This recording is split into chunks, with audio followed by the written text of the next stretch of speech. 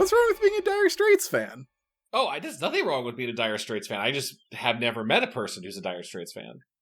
What? You mean every father in the world? Yeah. What Dire Straits, like, what's their hits? Money for Nothing. Chicks for Free. Sultans of Swing. Oh, yeah. Sultans Tunnel of Swing. of Love. Actually, yeah. What am I saying? Sultans of Swing is definitely the most Sultans fun. of Swing? What are they, like a ska band? What's happening? Have you heard Sultans of Swing, Chad? Oh my God, Chad! You know that like meme of like that kid from Arthur who puts on the headphones and then like he's spirited away by musical notes?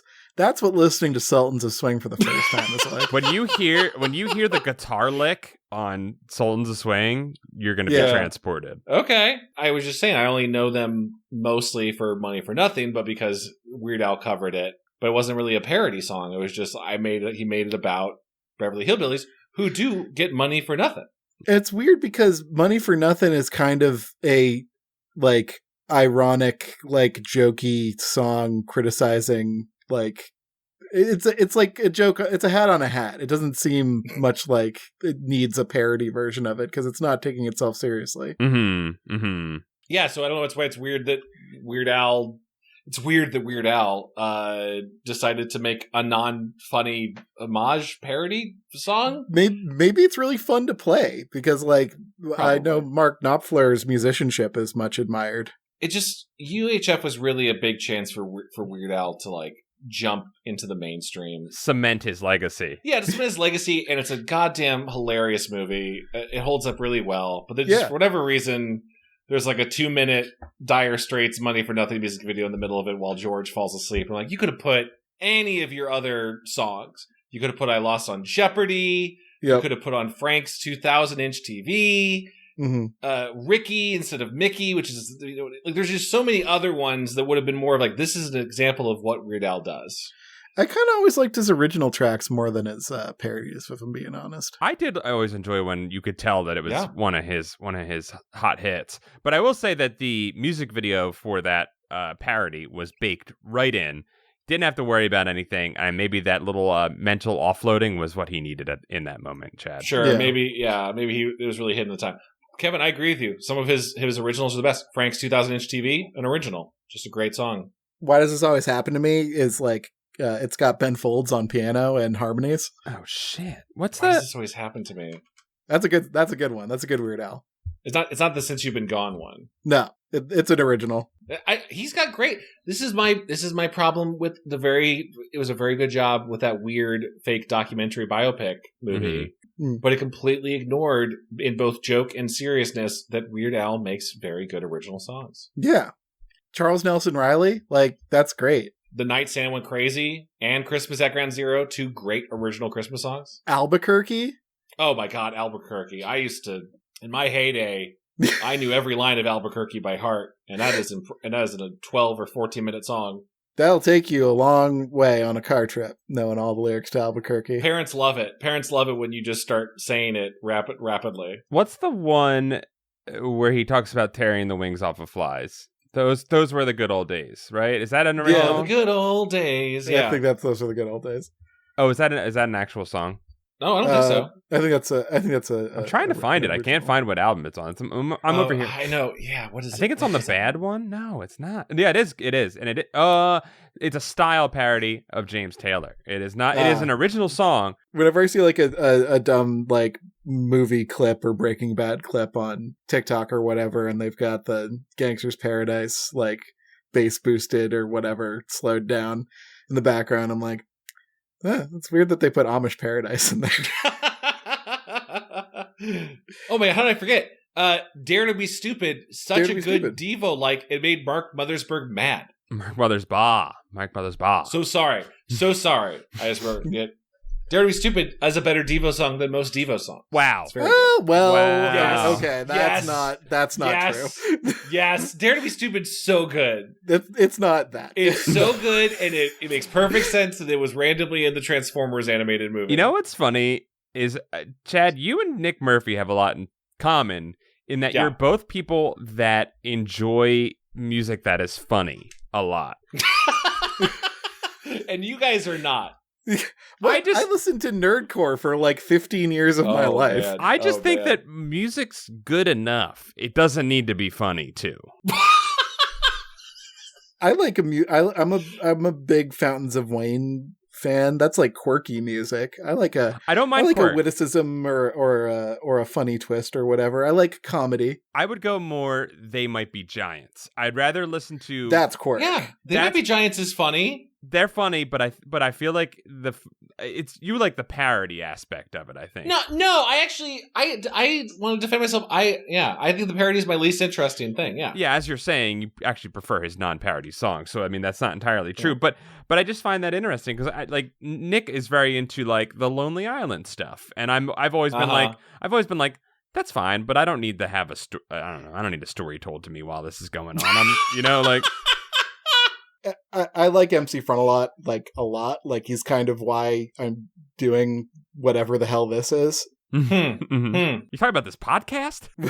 I'm talking about this life. Life? Yeah. Okay. Because when in my early 20s, I watched the MC Frontalot documentary, and there's this scene where he throws his back out going on his first national tour, and he's like 35 or something like that.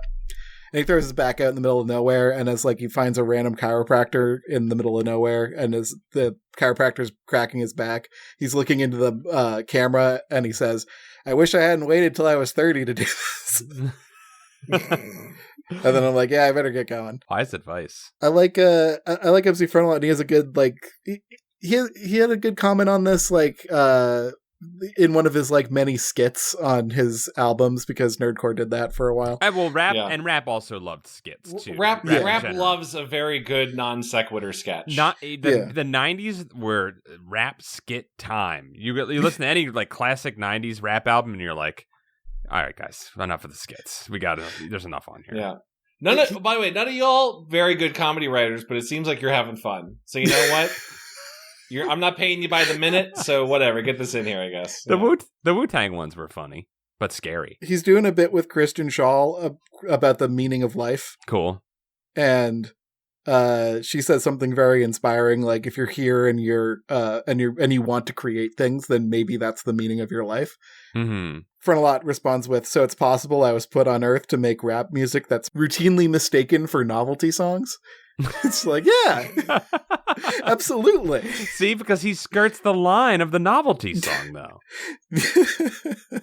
I think there is a line between what the Lonely Island is, which is novelty music, right? And I think probably self-described as novelty music. Yes, I think Weird Al is certainly not I mean, there is a certain element of novelty music to his music, but I think he definitely started as novelty music. Yeah, sure, but there's a musicianship to Weird Al and his group. I would defend the Lonely Island only in that whoever they have making a lot of their beats, some pretty good beats.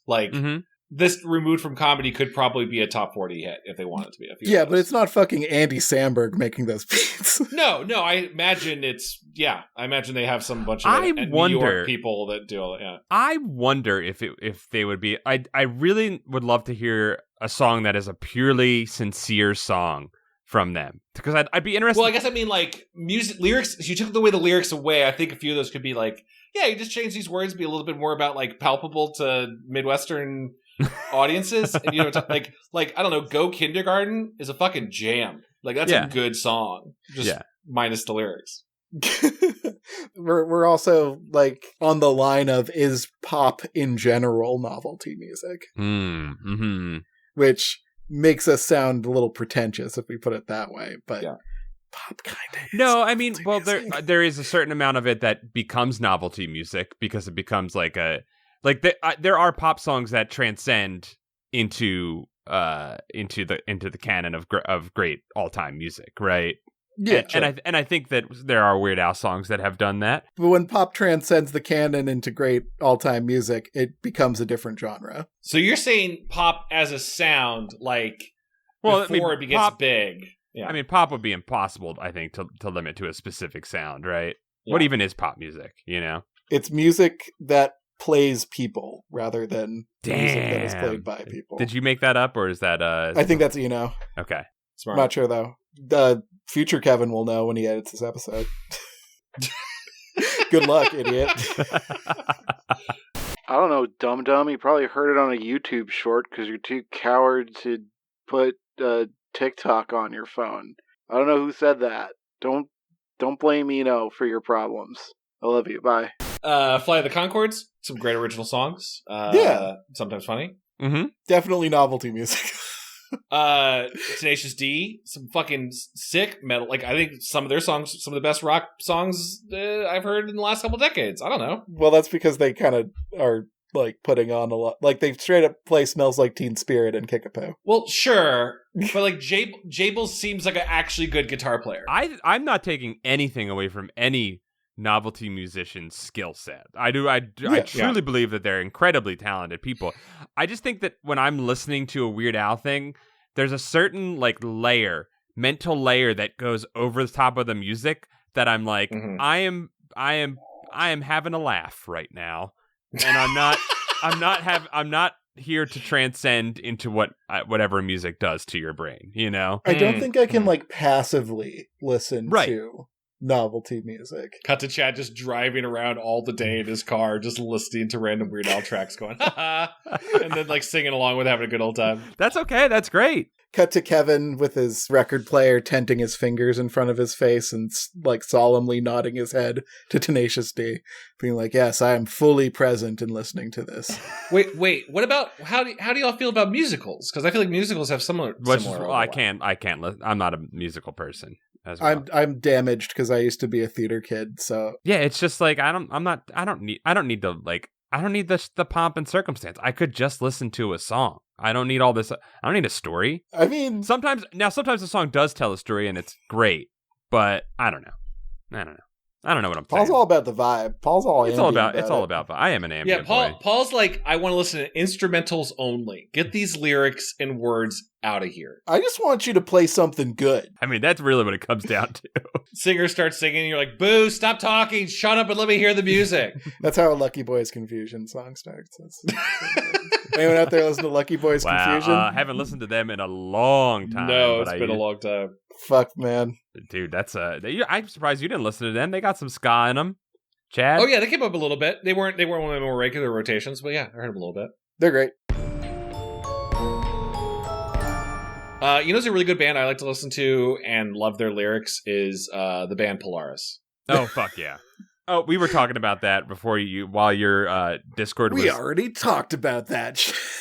God damn, I spent half an hour waiting for Discord to connect, so catch me and the audience up. Welcome to Goosebuds. Welcome. Hello, I'm Paul. I'm Chad. I'm Kevin. Chad, where do you think that the Polaris voice, where do you think that type of singing came from? I mean, wasn't that kind of popular in the 90s at the time? It was. Blind Lemon and whatever. We were saying like maybe it started with Dave, but Dave was like, Dave Matthews started in 91, and he wasn't popular until at least 95, like widely popular until like 94, 95. When was Nirvana? Mental note, Paul is on first name basis with Mr. Matthews. You called him Dave earlier. Honestly, we kept saying Dave. I was like, Dave Grohl? That's a much better Dave for sure. Yeah, I wish that was the go-to Dave. I mean, yeah. What about Nirvana? Because like I feel like Kurt Cobain was kind of popularizing that like slurred a little bit, like you kind of like moan. They were far more widely popular in 91 than Dave Matthews was. But like the two bands we've referenced, or the three, I guess, Polaris, Dave Matthews Band, and Nirvana. I don't all think equally important. I don't think they could be further apart. No. So there's got to be some root. And I don't think Kurt's vocals were quite like that. What about like Crash Test Dummies? Another band that Weird Al covered. Crash Test Dummies. Now Chad's got his fucking music nerd glasses. Yeah, you know that one. That was they were 91 as well. That's that might be on the cutting edge. I couldn't tell you. I don't know enough about 90s pop music to be able to really tell you where it came from. I was just wondering if you had any thoughts on it. No, I have a guess. Well, this is something if I can share inside government secrets with you all. Wow, please do. There's a much popular conspiracy theory that in the early 90s, at the edge of the 80s, George Bush Sr. was a little bit worried about the new youth voters and really wanted to slow them down a bit, and he developed a bit of a sonic attack Yeah. Would just kind of slow down the conversational nature of young progressives so that they wouldn't be able to share their ideas as fast and spread information. And he targeted the musicians first because they were the cultural leaders. Are you saying that George Bush Sr. went out with a trank gun and tranked Kurt Cobain in the throat so that he would slur his speech? But not a trank gun, with like a little ray gun he had the government make for him. And that's why, so that's why every 90s singer had a kind of like a thing going on. Eddie Vedder, he got Eddie Vedder, and everybody used to talk like a carnival barker. And now, But he could never get John McCrae of Cake. Like he could never catch him. He was always articulate. Have you ever heard him sing when he wasn't shot by the control laser? Like it makes Busta Rhymes sound slow. Oh, he hated Busta Rhymes. He couldn't get him. Busta was constantly Busta was too fast, ducking through alleys. And moving and George, that one hype Williams video where he's in the like suit and he's like bouncing around, that's just his regular put your hands where my eyes can see. That's just his regular movement speed. He's not sped up in any way in that. Busta Rhymes is basically a low level speedster. I'm gonna say it's Pearl Jam. I'm gonna say it's Pearl Jam, by the way, that did the voice first. Yeah. You guys are just burning time like you think we're not going to have a lot to talk about with a 22-minute episode of Pete and Pete. I set up. Let's talk about if you're new to the podcast and somehow you've listened to all of this and still wondering what the hell we're going to talk about. Normally we cover the YA books of R.L. Stine and other great 90s novels, but sometimes we cover TV. And one of our beloved 90s shows we like to cover is The Adventures of Pete and Pete on Nickelodeon. Yay. This is for us. Yeah. Tonight, this is for you especially, Paul. This one was definitely for me. We every now and then we like to take a little breather from Stine's works, and Pete and Pete is, I'll say it right now, is our safe space. It's where we like to go to retreat mentally and feel safe and know that true love and compassion for children's media did exist in the 90s. Yep. Even in the third season of Pete and Pete, which someone would argue is a little Pete heavy and also way too Nona heavy. Oh my God, Nona, get out of here, Nona. Jesus Christ. Michelle Trachtenberg, you're cool. But I will say that the seams were showing a little bit with some of the Nona stuff. I felt like Harriet the Spy was sneaking their way into our show here. Was this? This had to be pre-Harriet the Spy. One year previous. I was watching this with the lens of like, what is it about this character and actor that made Nickelodeon go, we need to go all in on Michelle Trachtenberg? Right? She's doing. I think she outacts young Pete in this one. Yeah, young Pete's feeling a little directionless, but Lil Pete was never meant to bear the weight of a serious business story. No. And this is kind of Looney Tunes compared to the first season of Pete and Pete. Like, everyone's kind of gone through the Flandersization process where... Yeah, Pete's like a narrator where it almost feels like he's not, which he's done before, obviously, but... Yeah. Something about this one, I feel like, is Pete like 30 now? Oh, you're talking about Big Pete. Big Pete. Big Pete's just kind of like in a room talking to the camera as if he's now like a documentarian as opposed to the older brother. He's always done that, but I do agree that Big Pete is looking older in this one. Yeah. Yeah. And Artie has left at this point. Is that where it was? I was just really missing Artie. I think I think it's the missing chaos of Artie, and I do think that this is a strange episode for Little Pete too, because Little Pete he's lost a little bit of his mojo here because his lucky coin is dead. I think overall this works for like losing Artie is kind of interesting for the series. It often doesn't work in a lot of ways, like. It often feels kind of like all the magic has left the world sometimes. Sure. But also that's kind of like what growing up is. So like Little Pete not having Artie and also mourning the death of his Penny, like it kind of all seems to like fit into this general vibe that's happening in the third season of it's Little Pete's turn to grow up. No, we're not interested in you, Big Pete. You're too much of a teenager now. You're not interesting to the kids. Go away, please. I even though I think as a kid, even though I was probably young Pete's age, I think I was still more interested in Big Pete. They just couldn't figure, even in season 1, they had to struggle to figure out what to do with him. Yeah, I guess so. Big Pete, I feel like Big Pete's great at framing the episode. I think he's an incredible narrator. I think he does a great job of adding the tone and voice to this show. It really, most of the stories really should focus on Little Pete, though, I think, for the audience at least. I recently watched Halloweenies, which is a really awesome Big Pete episode. Mm-hmm. Mm-hmm. And it's the Halloween episode, and it's sort of about like being on the edge of teenagerhood. Little Pete wants to hit the candy trick-or-treat record, and Big Pete is like, I'm too old to go trick-or-treating with you. All of my friends are going to make fun of me. Yep, been there. Yeah, it's great. That's a good little bit of conflict. This one is like this one's all magic, I feel like. Yeah. With a little bit of a lesson shoved in there. I don't mean to like shit talk this episode. It's really good. It's better than 90% of TV out there. Absolutely. It's just the seams are showing a little bit. The seams are showing, and I just think it really is the fact that Pete is not Little Pete. He isn't able to be the ball of chaos that he normally is, because he's carrying the One Ring throughout this episode. This is the Lord of the Rings, Fellowship of the Ring of Pete and Pete. And which has already been established that by losing Artie, it was sort of like losing Gandalf. Yes. Artie is yet to come back as Artie the Blue, which he comes back as. The colors on his shirt are just inverted. Yeah. They're still red and blue stripes. They're just in different spots. It's more blue when he comes back. Yeah. I love more than anything this first shot of Big Pete walking up the stairs in this like golden like morning light. Oh, it's beautiful. With the dramatic music playing and everything. And he has this cool oversized shirt, which is popular now. Yep. Everything's a cycle. Everything's a cycle. What I love about this opening scene is he comes into Little Pete's room, and Little Pete is laying on the ground, distraught, and he's like, you learned about death. And death's a part of life. And I like that. I love compassionate older Pete. It's a nice moment to show an older brother. Yeah. On TV, you don't typically get to see siblings getting along, and it's nice to see that. Yeah, no, it's nice that they have... It's nice to see something where, like, the two brothers aren't antagonistic toward each other. When they butt heads, it's usually over something important. Mm-hmm. Not just to, like, fuck with each other. Right.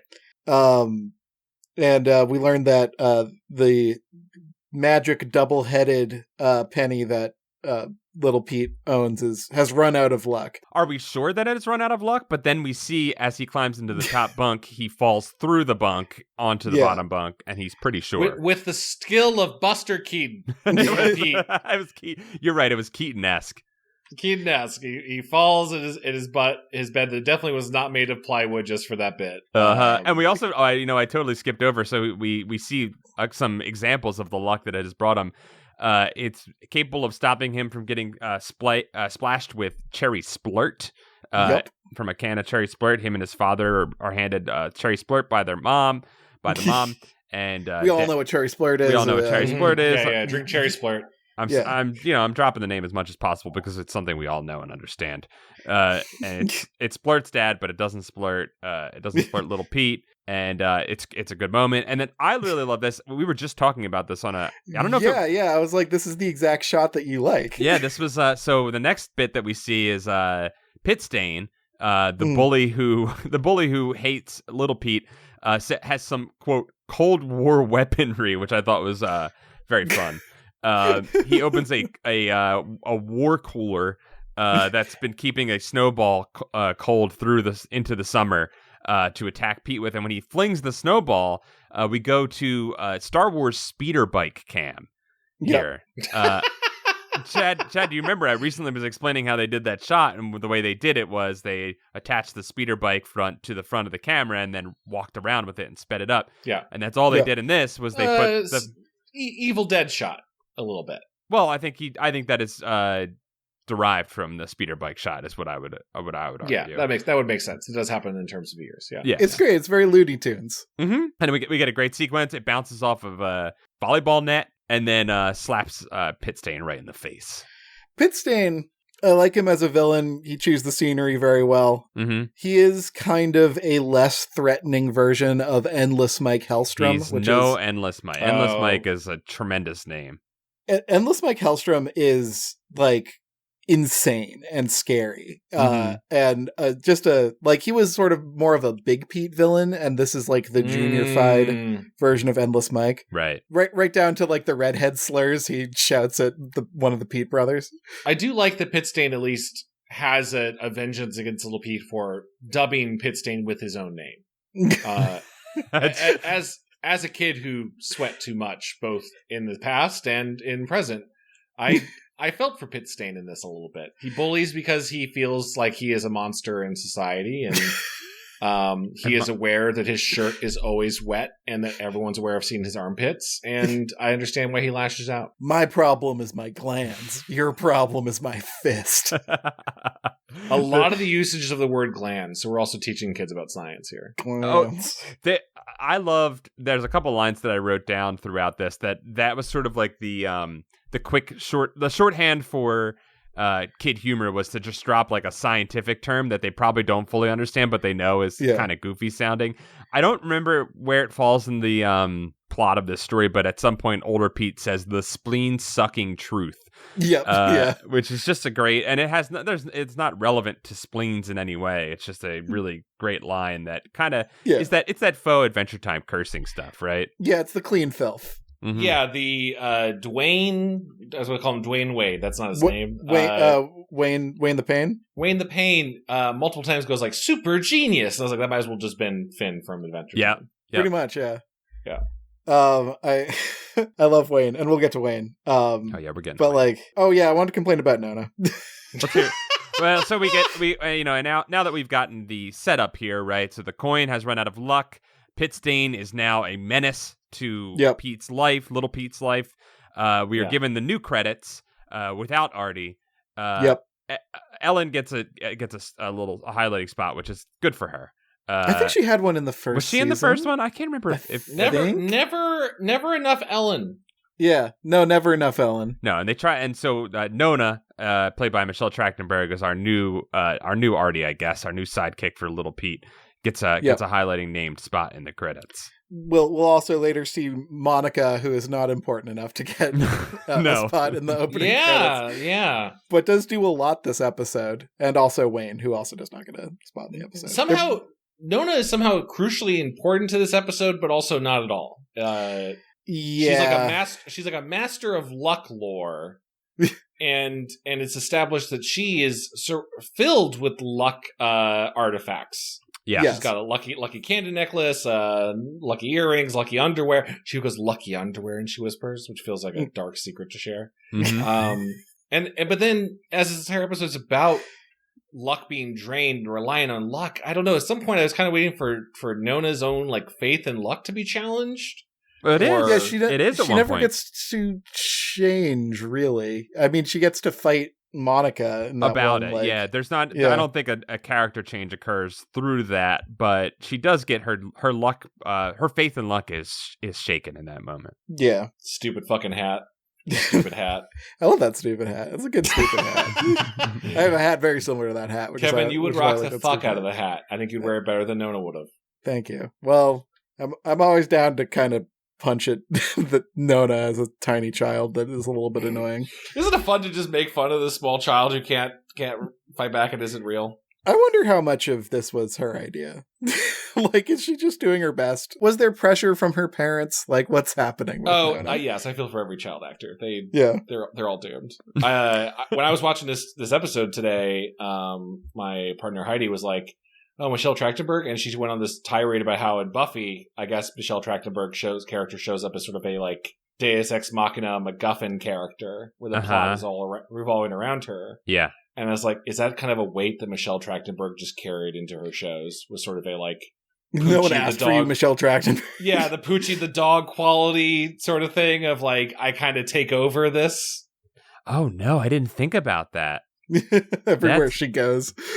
Because you're right. Because I remember she showed up, and I think she has a bit of a Wesley Crusher vibe to her as well. Yes. Although Wesley showed up like that from the beginning.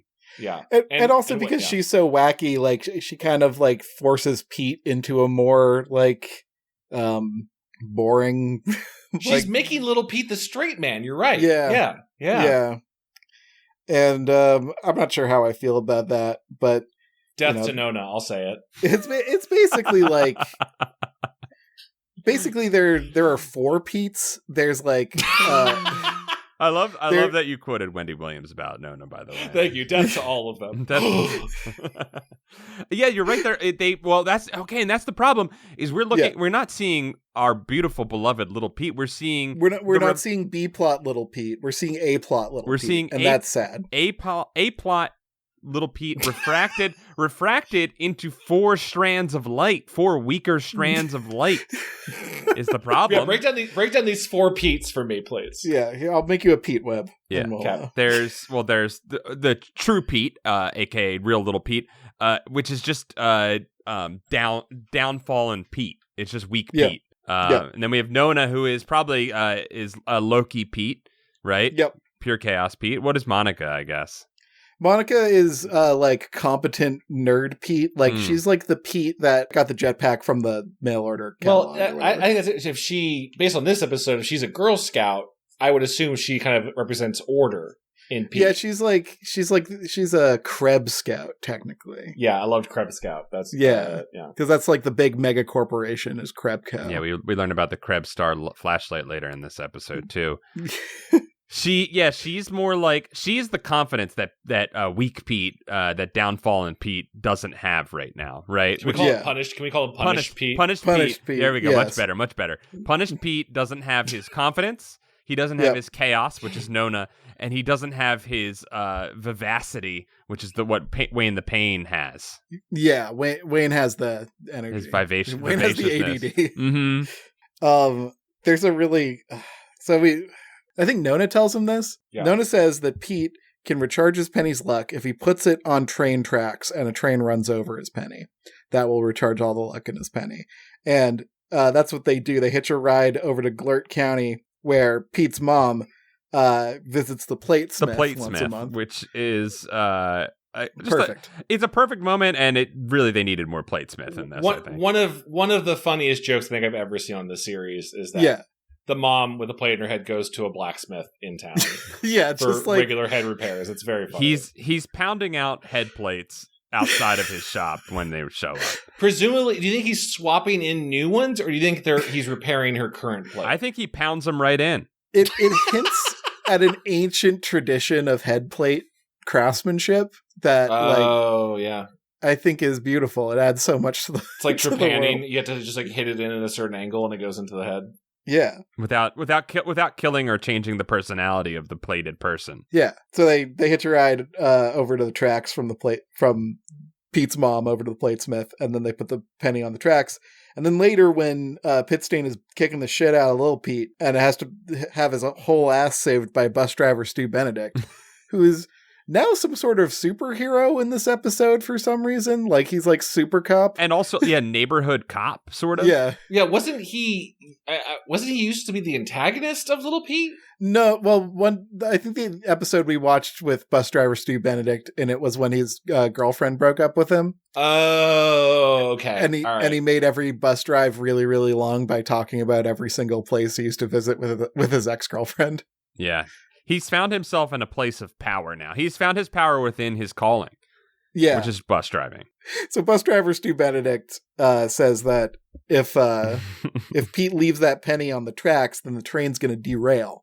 And it's going to go up in a fireball, and everyone on the train's going to die. And so Pete knows that he knows what he has to do. He knows right from wrong, and that he has to return and remove the ring. But all Pitstain gets out of this information is that Pete's penny is alone and unguarded and about to be recharged with luck. I was so frustrated that little Pete revealed his weakness right now in his big plans.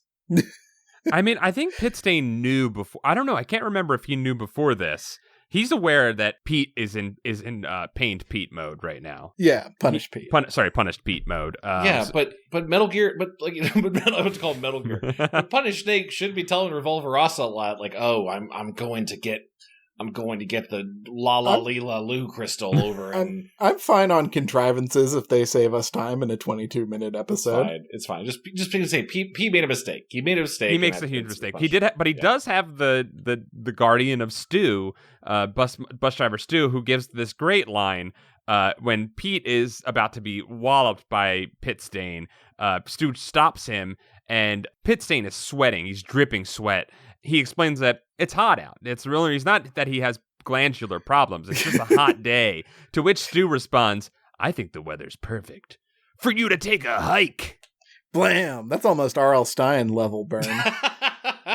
Does he also the one who informs little Pete about the illegality of putting the penny, which normally Pete wouldn't care. Pete doesn't care. He doesn't care about the illegality. He's like, fuck it, I don't give a shit. But then he tells him about it's the consequences of his actions upon other innocent people, primarily their luggage, that he's concerned about. Which is an interesting, I think, ethical morality distinction to make for little Pete, is that he doesn't care about the law, but he cares about lives. Right. Yeah.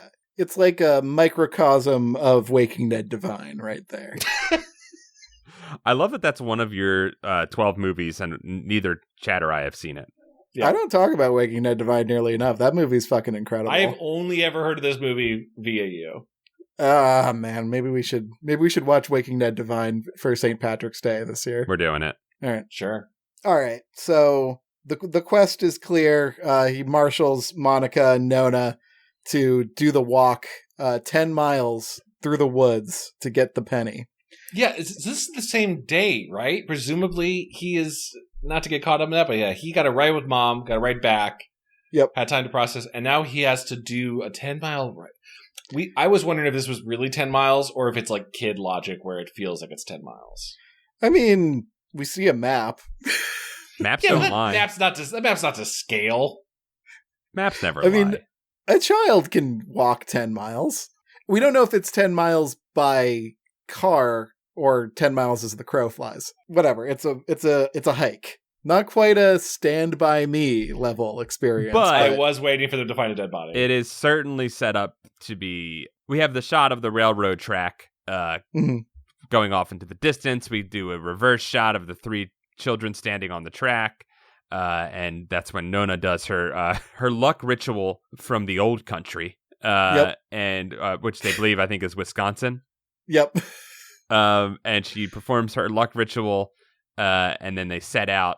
And then Monica is the other girl's name, right? Monica, yeah. And Monica is a Krebs Scout, and she has a knife with called the Viper, which has a compass on it as well. And then we get Wayne the Pain shows up. Wayne the Pain shows up. I love Wayne. Wayne rides the line of being annoying, but I think he's portrayed as more lovable than anything. I agree. Yeah. They acted like he was really annoying, and I don't know. Did you guys have a Wayne the Pain growing up, or were you the Wayne the Pain? Yeah, I think I was Wayne the Pain. I don't know. Did you bring the flashlight though? Probably, just because Wayne gets to hang because he brought the flashlight that nobody remembered to bring. Yeah, I find Wayne interesting because he's not like a nerd archetype. He is clearly into sports because he loves counting yardage as if he's a football player. Yeah, he loves running and voiceovering himself like a lot of kids do. It's but he's like a dorky fat kid, and then he knows like random tidbits. So he's kind of just a grab bag of a person. Chad, knowing about sports does not make you not a nerd. No, but in TV rules, I feel like that defies most of the tropes. Yeah, that makes him count as a complex character almost. Just like he can't be like, it gives him nuance. It's cool. Yeah. Wayne's great. Well, I noticed at one point, Big Pete as a narrator refers to this group as the Nightcrawlers. Yeah. Which they're not. They aren't, which is weird. Stolen valor. Pete's the only original Nightcrawler there. Maybe Nona sure. was there. Maybe Nona. I don't think Nona. No, because we covered Nightcrawlers on a previous episode. I know, but I'm just like, I don't know. Maybe she was in the background. Maybe Monica was there. No, I'm looking at. I'm looking it up right now. There's a girl who's from the Princess Diaries. She was one of them, and like other kids we've never seen. But Nona did not exist yet. It was a season 1 episode. Including a kid from Heavyweights, other actors who went on to other things, but are not in the rest of the show. Maybe the Nightcrawlers are just Pete's gang, and if you're in Pete's gang, you're a Nightcrawler. Maybe that's how they were works. Crawling through the night, so maybe that's enough to make you a Nightcrawler. That's good. Let's give it to him. I think it's fair. So it's like maybe, or it's like a Guns N' Roses, where it's like Axl just kind of keeps giving the name to him and his friends. Yeah. Yeah, Chad, exactly. while you have IMDb open, do you know if Wayne ever did anything else? Great. I looked up Pit Stain. He stopped acting in 2002. I was very curious. Good for him. He got out. Bless He him. got out. Let me get back to you. Just one Justin Restivo, aka Wayne the Pain, was in Dirty Grandpa as an additional crew. So he's still working. He's still in the industry. He's not so much acting. Working behind the scenes. No, he is still acting. He was in a TV series called Bull. I don't know. Bull? He was in Bull. Bull! So Wayne has the flashlight, Nona has the lunch, and... I love the flashlight. It's the Krebstar. I don't know if it was the Krebstar 1000. It was just a Krebstar flashlight.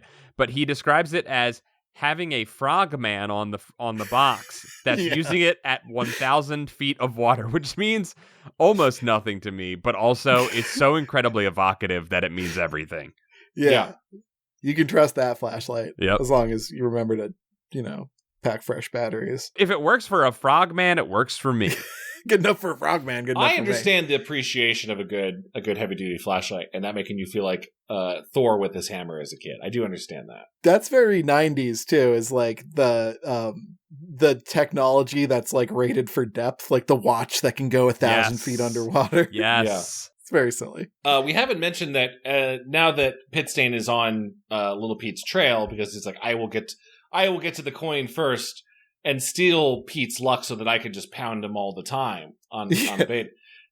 He has two interesting, I think, lackeys. Like kind of low level but named Batman goon. The Sabretooth and Mystique to his Magneto, maybe. Right. Yeah, he has hairnet and drawstring. Hairnet and drawstring. The fun thing is that they're not named until the end of the third act, which is really an interesting thing because they're shown multiple times. In fact, they're shown while Pit Stain is working out his plan to be dropping bowling balls on toy frogs in a child's swimming pool. Yeah, and he says, "I'll get Wrigley's luck, and he'll be Crispy Duck." Hey guys, I made a rhyme, and they just clap politely. They're great. They're great little characters. When we get their names, goons. That's good goons. They're good goons. They have good nicknames. Hairnet wears a hairnet. Drawstring has a hoodie which he pulls closed. I like whenever we see Pit Stain and his goons, they're always kind of Wes Anderson posed. Yes. There's so much Wes Anderson in this show.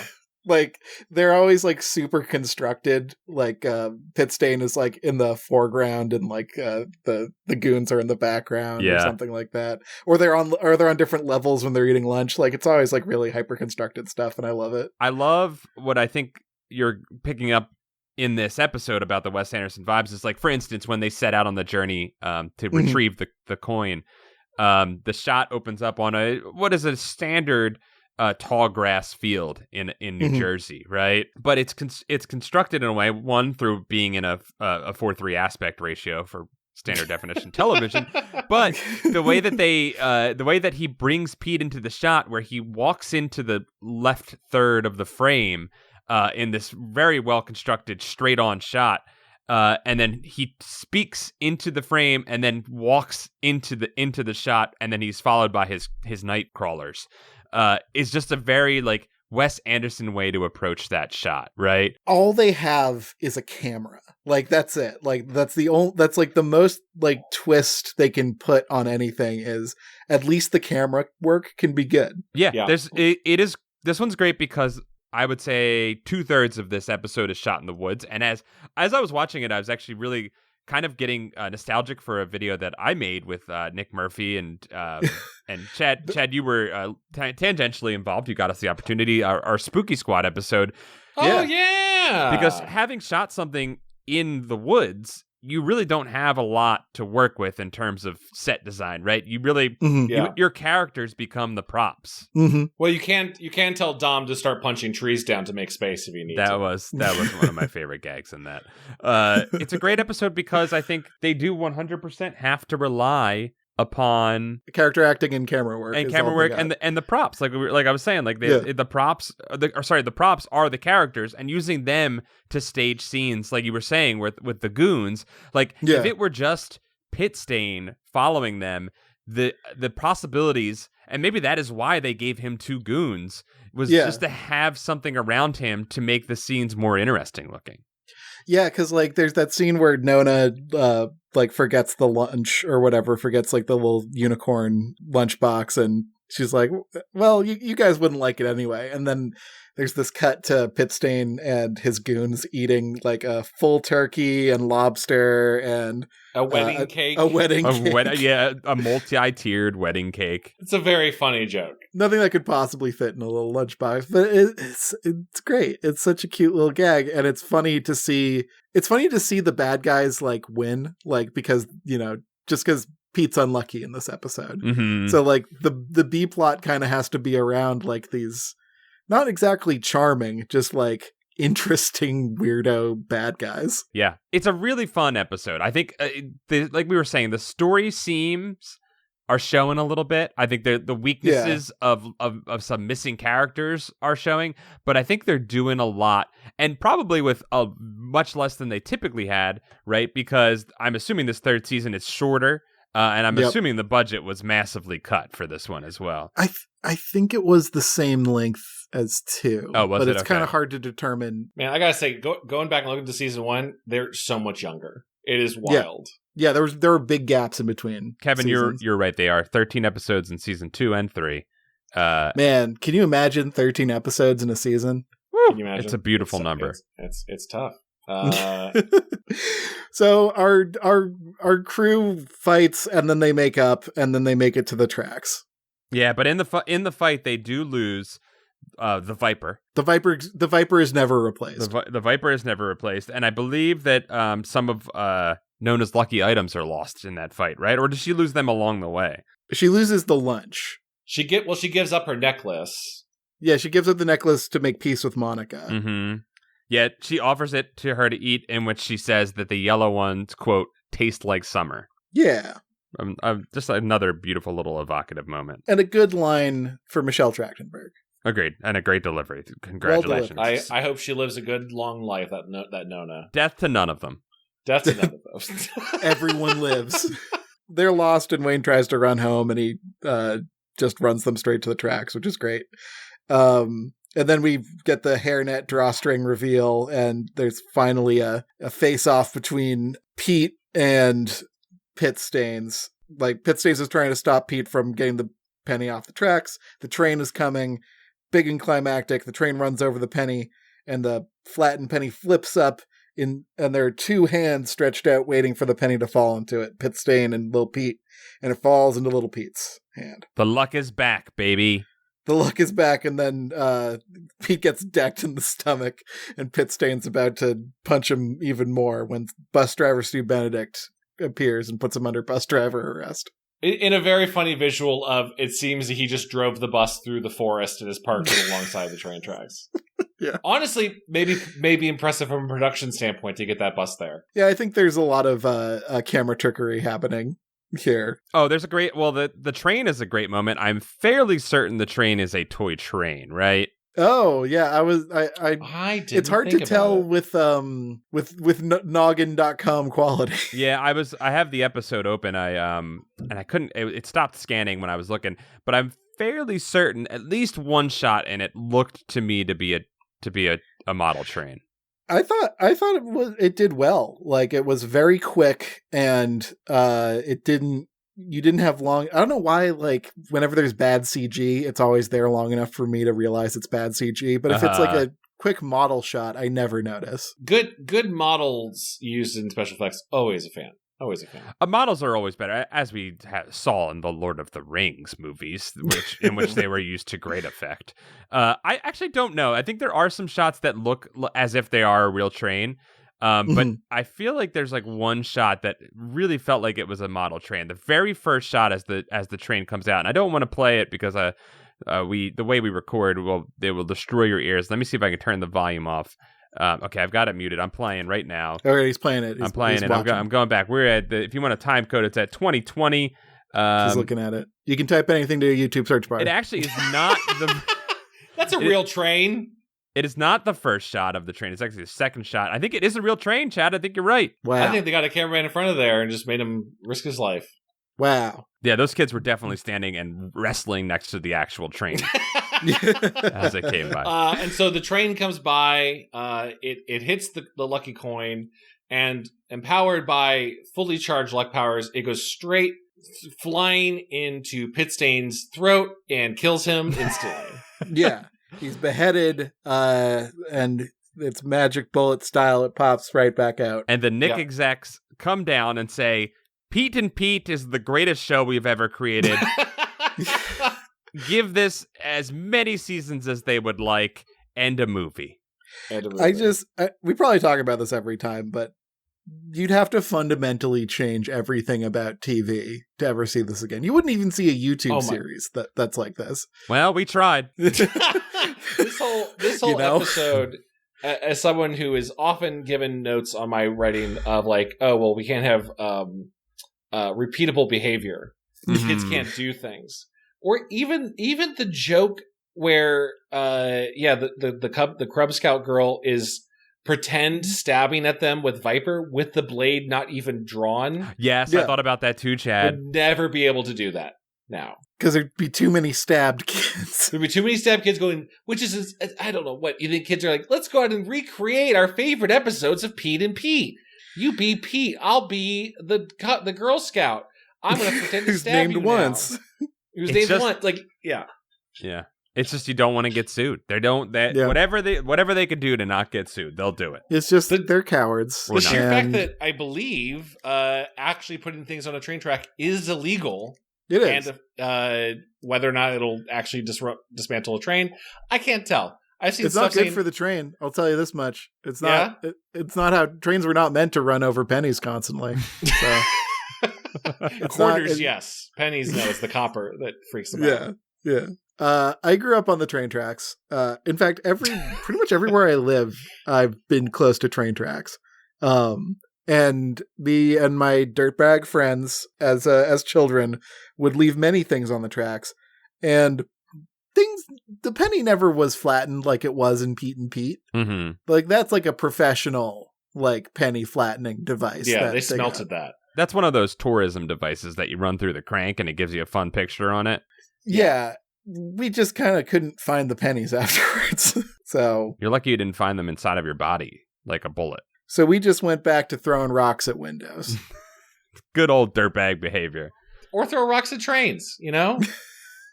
That's not illegal. Not if you're an 8-year-old child. It's not illegal. So there's a nice little denouement at the end of this where Pete is thankful for the friends who are around him. He says, "Thanks for standing by me," which was a nice little line that they're even though this isn't super like it has elements of Stand By Me in there. It's kids. Oh yeah, it's kids on a train track, which is always going to be compared to Stand By Me. Of course.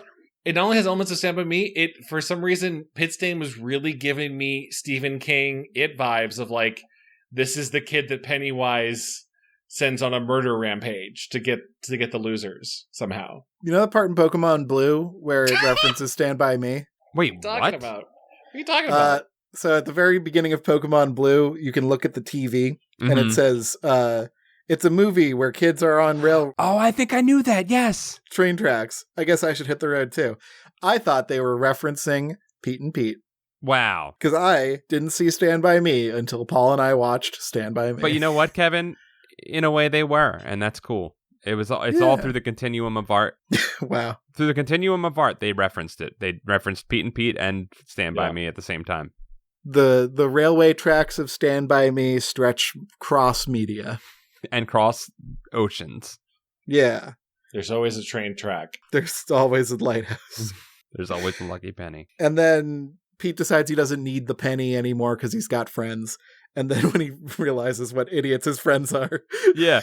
It's great because it's an incredibly un-Pete-like moment. Pete has truly lost everything that is Pete about him in this moment until, like you said, Kevin, he makes a quick 180, goes back, and grabs the coin. I love the line, "There are some things you need more than luck." Like that like really hit me this time for whatever reason. Mm-hmm. Yeah. But Pete going back to get the penny is like, but a little luck is nice. Like, I like it. It's a nice little, it keeps it from being too serious. A little too saccharine, right? Yeah. And it's also nice because it's Wayne Wayne Pardue is talking about the order in which they will sleep over each other's houses, and I think Pete is recognizing he might need a little luck to survive with Wayne for a couple of nights in a row. It's good. It's great. It's silly stuff. It ends with a very nice, I think, Polaris track. We were looking at the end credits, and Kevin found that the Magnetic Fields were credited on this one. Yeah, I don't know if, like you said, Paul, I don't know if this was maybe like a cross-season credit to the Magnetic Fields or what. Additional music by the Magnetic Fields, Nice and Drop 19s. Don't know who most of those are, but that's cool. Also, aren't the Magnetic Fields like a popular band? Like yes. Yeah, they're huge. Polaris is a popular band. Well, I mean, yeah, but like, yeah. They did the music for Pete and Pete. But Polaris was made for Pete and Pete, right? Yes. Yeah. But it's also a popular band. Polaris is novelty music, Kevin. Oh, no. The things I like are not respected. Chad, you saw a name in the credits that like connects your work to Pete and Pete somehow, right? Yeah, I'm very confused. Two ways I can say. In the last year, I worked on a project that probably won't ever come out with Will McRobb, the creator of the show. Oh, that's right. I think you told us that. Yeah.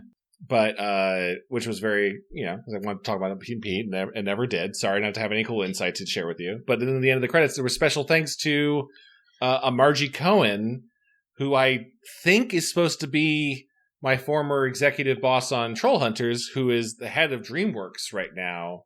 Wow. But her name, I think, was misspelled in the credits.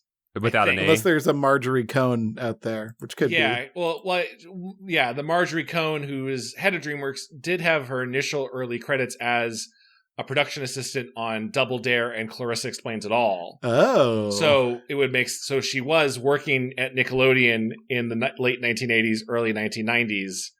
I could buy that she had some sort of special thanks credit on Pete and P for working on it, but also that she was a young PA, so they didn't get her name right, is what I'm guessing. Mm-hmm. Maybe she wasn't even a PA. She could have been thanked specially. Yeah. Maybe she made the snowballs. I was going to say maybe she flattened the coin. Maybe she flattened the coin. She had to run to a Cracker Barrel and get it made just for that. Just crank it with all her might. Crank it, get back. We'll reimburse you per diem for the mileage. Can I get one without a bear or a duck or a deer on it? And hey, listen, that just goes to show you got to start somewhere. You can be a PA doing runs for Pete and Pete, and in a couple decades, you'll be running Boss Baby. Wow. Life is good. There's only one direction. Upward. Yeah. Is that our Pete and Pete review? Yeah. Every time we do a Pete and Pete episode, I know it is a reprieve. It's a little reload, recharge moment for me, at least. It's a beautiful show. It's so thoughtful. It's the humor in it I find to be very funny, and I think it's just really well directed. It's a tasteful show. My time with film was very brief, but I really like doing film. I've never been a great camera operator, but I liked doing it. And whenever I see like the handcrafted nature of Pete and Pete, I'm always like, I kind of want to just like get out there with a digital camera and film something. Yeah, it's not too late. It always strikes me, like, for instance, the shot with the snowball. The shots like that are just like, this is extremely low budget. Like you're saying, Kevin, it's going out with your friends and figuring out how to take care of the shots. They didn't probably do a day of. This was an actual production. But it has that feeling of like, oh, what if we do it this way? And then you come up with the method, and then you just execute it in the cheapest, most practical way possible. And it's so it oozes that charm. Yeah, it's just like, what is the script but a list of problems that we have to solve with a camera somehow? Yes. And then just taking them one by one. Like, how do we make that first scene with Pete really dramatic? Why don't we hit it at like golden hour while he's walking up the staircase? It's finding those little magical moments of childhood, right? It's like everybody remembers when your house glowed once a day, right? And like my house still glows every day that way. But I don't see it as much because I'm a little more trapped in my adult head. But as a child, those moments hit you really hard, and they made things feel a little bit bigger and more important than they probably were at the time. And as a filmmaker, you kind of look for those moments. Like you're tuned to them. You're looking for like, that would make a good shot. Like that could use that. Like this could all, I can use all of this. Mm-hmm. And I think that's really fun. I think it turns like life into a little bit of a scavenger hunt. Agreed.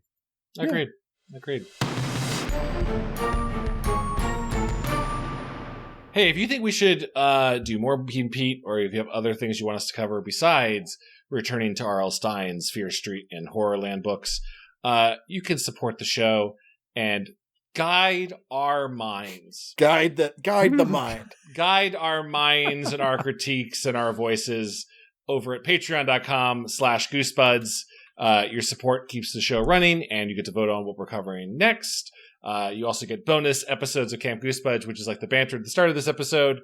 But for an entire episode, you get a free bonus one every month with your pledge. There are dozens and dozens of Camp Goosebud episodes to go back and listen to. All funny, all good times. I think at least like 7 years of Camp Goosebuds episodes or something like that. That's its own other podcast. Yeah. That you can get for $1 or $5 or some amount of dollars. I don't $5 and then $5. You also get immortalized in the Book of Names at the end of this episode as a way of saying thank you. For 7,000 hours of podcast. Yeah. Think about it. Think about the savings. You guys have anything you want to send people to check out? I was just going to say we were recommended. Erie, Indiana was one of the ways that our minds were being persuaded via our Discord. I was just looking to see if I could find who recommended it, and I could not find the name, but I know someone recently recommended it, and I do believe that's one we're going to check out. So if there's shows along those lines, the Erie, Indianas of the world, let us know. Join our Discord by joining our Patreon and let us know. Patreon.com/goosebuds. Patreon.com/goosebuds. Also, givekevinmoney.com. Also, givekevinmoney.com. Also, it's November. If you've got a nerd in your life and you need to get that nerd a Christmas present, maybe get them the Space Kings book. If you order your Space Kings book this month, it'll probably get to your place, get there in time for Christmas. Or holiday, or whatever the heck's going on. Buy a Space Kings book. It's a good RPG. I wrote it. Get it for Thanksgiving. Thanksgiving's a good time to play some games. Make your family that you can't talk to about politics, make them play Space Kings. Yeah, see what's lurking behind their eyes. Like, see what creativity still burns within them. And maybe you'll like what you see. Awaken their golden hours within them. Go to spacekings.space, or better yet, book.spacekings.space for the hardcover full color version of the Space Kings book. It's good. I don't know what to tell you, man. It's fun stuff. It's an amazing game. Also check out Pretend Friends. We're trying to help you buy the book. Please. Don't do this.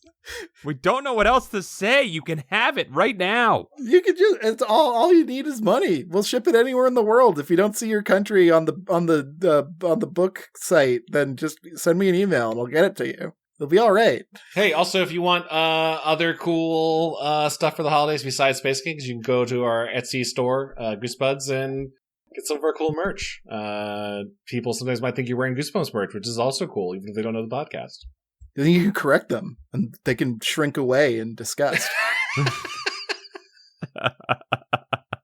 Drive them away from the podcast. That's the real prize. I think that's it for the episode, y'all. Thank you again for listening, and Paul and Kevin, I'll see you next time. We love you all. Goodbye. Bye, everybody.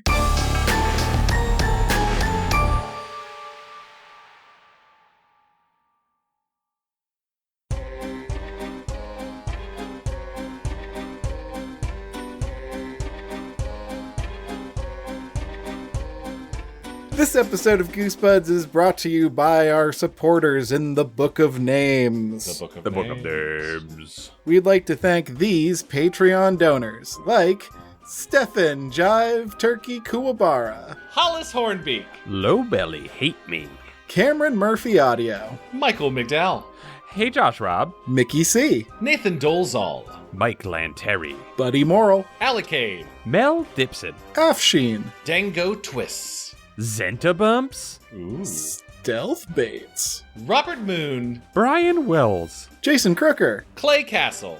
Miguel Pardo. John Keaty. Calf. Great news. Paranoia Shop just signed a $69 million deal with Spotify. Oh, God, I've missed out on all that money. The Juggalobalist. Gregory D. Warren. Cody Redfield. Bradford Coulter. Aiden prays that ice worshippers get fat stacks. Wow. Yeah. Well, with that $69 million Spotify payout, you certainly did, Chad. Prosperity Gospel. Jar Jar Slinks. Chosen One. Leviathan. Up and Champ. Jonas Engman. Carl. Anthony Mulberry. The John D. and Catherine T. MacArthur Foundation. Elusive Koala. Yanni Markovina. Brooke X. Jesus Christ. Christian Van Skeever. Drew Applegate. Jeremy Lowe. Brian Hobgood. Zach Connor. Patreon_donator cameo. Joe Spooky Digital Ghost. Tierney. Tom Whittam. Andrew Jadsak just saw a Frostbitarians flyer. Come learn about the real truth of Kelvinist Absolute Zero. Light, frigid, refreshed. All right. A lot to take in there, Jads. We're going to have to read that one again for a couple months, I think. Yeah, are they a splinter group? Are they us? I don't understand. Tell me more. Lord Cornwallis. Carson Birkenbean. Murphy P. Sean Minogue. Tevin Ticklebean has a sock of loose eggs. Are they boiled or are they just raw? They're loose. They're loose. They're not in the carton, at least. Rushy Glenn. Wiggle it. Luke LaFontaine. Alicia Grafe. Chip Handsome. Matt McClellan. Tanya Turtle. Juan Jalapena. Keith Halcrow. Timothy Misudilakis. Clay McCarty. Parker Lee. You can do it. Sarah Kemp. Jonas Blatterman. Hold on, there's a cat blocking my computer. Ham_boat. Raymond Hernandez. The Crow fans, but seasonal. Matthew Sutton. Sorry, there's a cat still blocking my Hootie, get out of there. Jeffrey Owen Cahy. I'm going to be cool, Uncle. Hootie, do whatever you want. Kelsey Kinnaman. She's gonna. Hootie do drugs. She's doing them. Russell Casperk. Xavier Jimenez Castillo. Chris Putrekas. Scotty Pippen. Alex Moon, the robotic dog. Flemily. Paul Grasso. Believe in yourself.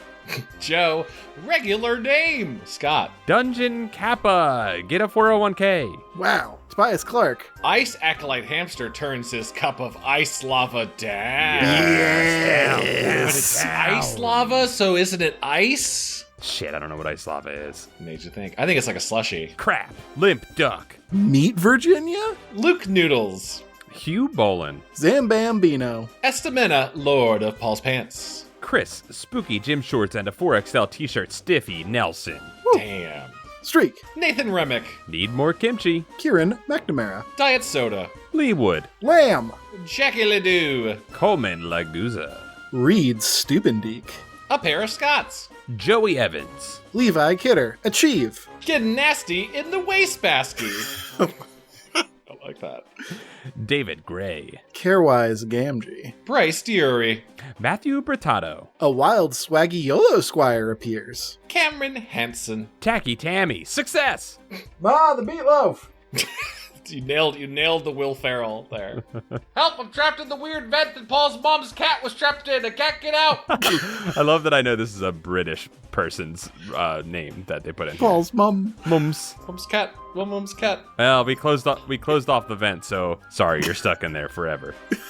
It's been sealed. Jonas Annavoltson. Boney. Generally depressing. The Deadly Bulb graduates. Some of Chad's bird friends now live in the rafters of Ice Church. Thank you, Chad's bird friend children. Come on down there. Come on down. Joe Gorman. Ben Bohan. Burgers, overturned cup, parentheses boiling, double parentheses free the entity. Oh, no. Yes. I don't know how I feel about the entity, but I do believe in melting the ice. Nicholas Maloney. Eric Horwitz. Tiffany Lee. Thomas Jansis. Anthony skips straight to the Book of Names. Whoa. Fuck yeah. Lucretia McEvil. Mutant Astronaut. Henry Torbert, text your mom. Calamity Carl, have a wonderful day. Germ Juice, call your girlfriend. Whoa. It's a Robin song. Oh. I guess, yeah. Beauregard Epsilon Hamilton, a.k.a. Hambone, host of Radio Bone Air. Don't fucking tell me what to do. That's another reference to Robin. Adam Knapp. Nick Johnson. Logan Derby. Brad Schmelzer. Chick. Ryan Carroll. Come pick me up. It's for Wendy's. Jeremy Bowser. You can do it. You can get your license. Callum Mr. Misfire West. You put that gun away. No misfires today. And neither for you, Mandy Nasty. Skeletorin. Keep it up. Dr. Diarrhea. Keep those pants on. Megan McCormick Mason. Love your spices. Ninja Bread Man. Yoplin. Philip Reynolds. Heloticus Frenchlin. Aaron Lord. Nate Bit G. Keep on drawing. Dr. Chalk. Boss Garrettson. Let the hostages go. Mr. Unimportant wants to know if you could pee on the ice church floor. Only if your pee's hot. Only in a certain corner. Ryan R. Davis, you have 72 hours to comply. Scott Waple, you're close. Give them to me. Rocco. Omegle Bagel, a.k.a. Omegle Bagel, a.k.a. George, a.k.a. Josh. Hi, Josh. Keep on zealoting. Robot Arita. Ev Dog. SSJ Trogdor. Llama Lad. Greg Musto. Mike Spaghetti Jones. Hi, first time, long time. Allie Rose. Sprinkle Buns. Hilda B. Chris. Liam Rogers. Steve Buscemi, fueled by gas station sandwiches and erasure mixtapes, plays Dota 2 Tide Hunter only. Oh my god, he's gonna hit that alt. He's gonna hit that alt and stun everyone for 6 seconds. It's big play. That's all you can really do is Tide Hunter. Big play Buscemi, that's what we call him. Ollie _ Suts. Kate the Great. Mike Hart. Soggy Newspapers. Chris Kulik. Dakota Kemp. John W. Cassandra Harris. Gulliver. Saturn Video. That last name was my favorite. Big Nick Lane. Kira and Brian are big fans. Kiwi of Lerv. Serial Killer X. Wade Norcross. Blake Cavan. Dan Antonio. Kit Bush. Farrah Ernie. Sierra Sin.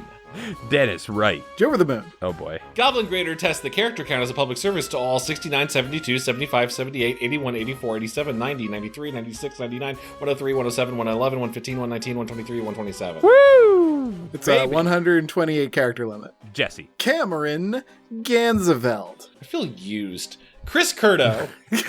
Cole Gleason. Several upset horses. Jesse Boggs. Michael Malloy. Matt Septor. Greg Gervasi, a.k.a. Vitazen. I'm tired of people saying that's not what that is. Kyle O'Neill. I called it when Nick Murphy pawed it. Tonight at 11. Anthony Rodriguez. B. Goon Cahoots saw Undertaker at Walgreens. What was he buying? How are you still alive? We forgot to change our Patreon name for a while, but Jeff Webb, parentheses Big Baby, and I still appreciate all the ongoing bits in the butt. In the butt. In the butt. You see, this is why Goblin Grader did that public service for everyone. Just Alpaca Queens. Traku, the thing that goes doink in the anime. Doink. Boink.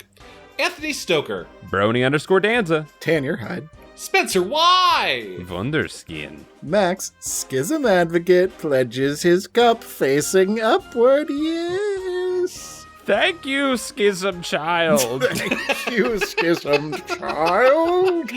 Goes down for the schism. You're welcome. Dog Lips _ Kajoyan. Wunderskin again. Hey, what's going on with you, Wunderskin? Bjarnir? Paul Sentient My Buddy Doll, a.k.a. the real Mr. Bad Boy. I'm a bad boy. Her, a.k.a. Cyber Bully. Chris and the Canine Conundrum. Grab Comics. Blarbin. Talene McKnight got married to Ross, not from Friends McKnight. Oh, congratulations. Congrats. What a royal wedding. Logan Kilgus. Bosferatu. Starship 9. Kumquat Behavior Podcast. Proper Spaceman. Canadian Ghoul. Angelo Edward Longton Santone. Smellities. R.I.P. Chad Quandt. His paranoia didn't save him from being hunted by troll prodigies in the wizard shope. I like it. It's really encompassing my entire life and death. Elodie. Caleb Snyder, Grandmaster of Spells and Enchantments, pledges his wizard staff and ancient tome to Paul. Thank you, Tome Child. Quintirkin. Agents Miskatonic. Lumo Nuva. Brian Udath. Julius the Nice Dragon. Oh. Nail 7. A tall glass of dumb bitch juice. Nowhere Lucas. Brian Storrow. C.L. Reagan pledges his ice church tithes to Chad. Thank you, Reagan. Thank you for your follow, boy love. Ben Flioyos Sire. A valiant attempt, Chad. Justin. Gumblegore. Bob Cabbage. Shayna S. Jaybird, you're on the right track.